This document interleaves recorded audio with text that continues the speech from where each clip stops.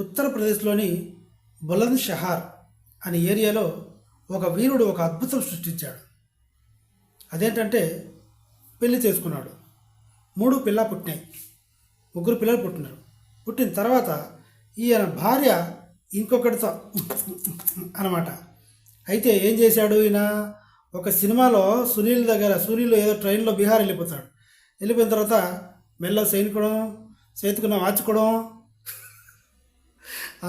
జేబులో పరచుకోవడం అంటారు కదా. అలాగా ఈయన ఒక అద్భుతమైన ప్లాన్ వేసుకున్నాడు.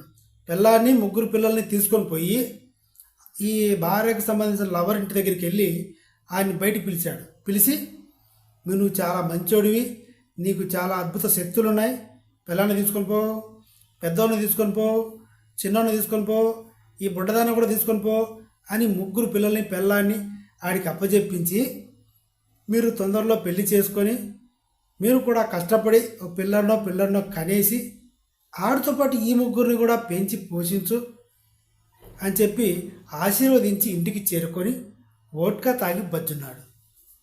ఇది మీరు అనుకోవచ్చు ఉత్తరప్రదేశ్లోనే జరుగుతాయని. నిజంగానే ఉత్తరప్రదేశ్లో జరుగుతాయి. కాకపోతే నా దగ్గరికి వచ్చేసరికి ఓ వారం పట్టుద్ది. నాకు వారం రోజుల తర్వాత చేస్తాను నిదానంగా. అది నిజమా కాదా కన్ఫర్మ్ చేసుకోవాలి. ఉట్టిగా లేనిపోని చెప్తే ఎట్లా? ఒకవేళ నిజంగా జరిగినా కూడా అది నిజంగా జరిగింది 10 రోజుల క్రితం జరిగినా నో ప్రాబ్లం, నెల రోజుల క్రితం జరిగినా, సంవత్సరం క్రితం జరిగినా నో ప్రాబ్లం. జరిగి ఉండాలి. కల్పిత కథలు వద్దు, అది మన క్యారెక్టర్ కాదు. సో మొత్తానికి ఇదనమాట. పిల్లని తీసుకొని పో, రెండో దాన్ని తీసుకుపో, బుడ్డదాన్ని తీసుకుపో అని 3 పిల్లాన్ని కూడా ఆమె లవర్కి అప్పచెప్పేసి దీవించేసి ఇంటికి వచ్చి వోడ్కా తాగి పచ్చున్నాడు. శబాష్.